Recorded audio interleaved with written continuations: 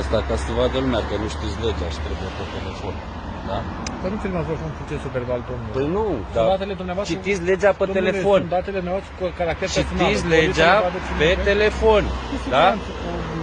Și vreau să arăt la lume că citiți legea pe telefon. Păstrați 1,5 metru, vedeți că mai Da, dar mi se pare foarte interesant.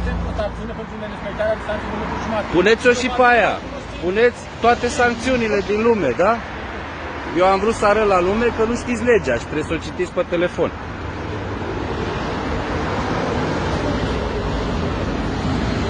Deschideți, vă rog, acolo să vedeți articolul.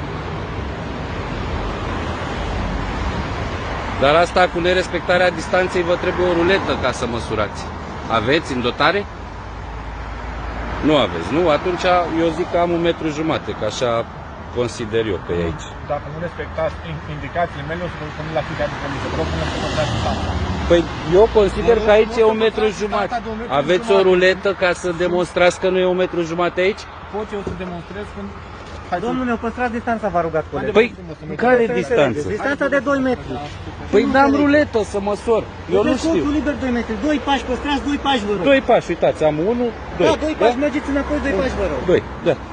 Gata, 2 pași, ce așa de greu?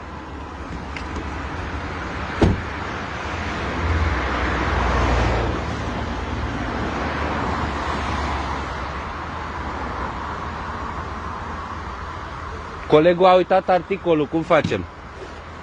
Că nu mai știe ce să scrie proces. Da?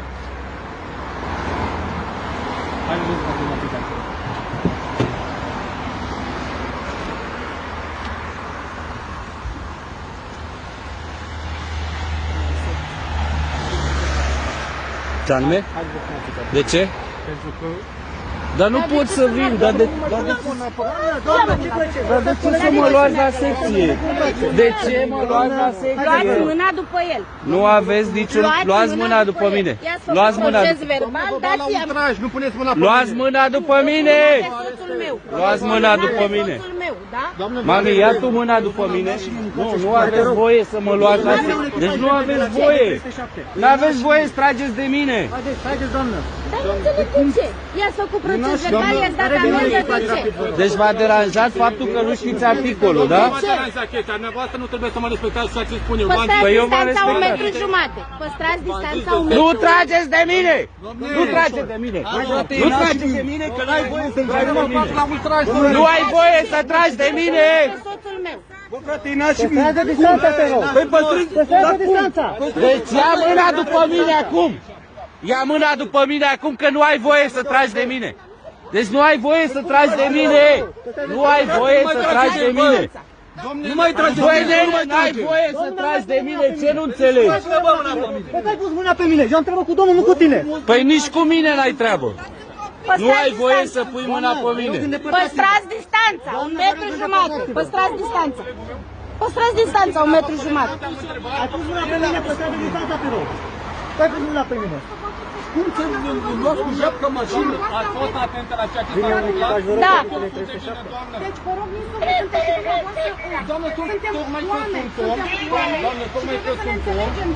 Păi plâng copii, ce înseamnă asta? Să tragem de el, să-l băgăm în mașină cu japca? Ce înseamnă asta? I-ați făcut proces verbal, dați amendă și la revedere. Doamne, ne hotărâm aici, vă rog frumos, el spune că nu se numește așa, să vederea identificării persoanei, doamne.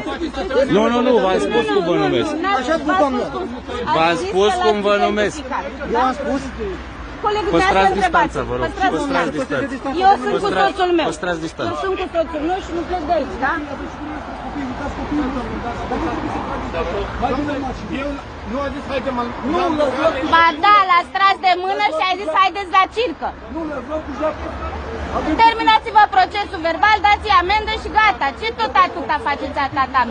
nu puteți să abuzați atât de faptul că... Dar eu nu abuzez.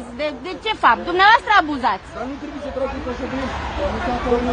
Vă rog să mă soțiți de bună voie la secția de poliție. De bună voie nu am de ce, pentru că v-am dat datele mele și nu aveți de ce să mă luați.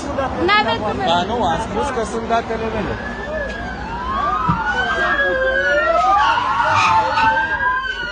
Nu.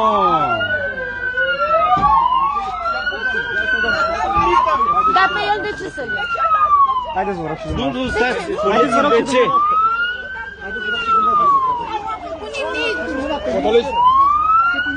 Nu, dar de ce mă luați? Spuneți-mi de ce mă luați. Nu, dar de ce mă luați? Hai,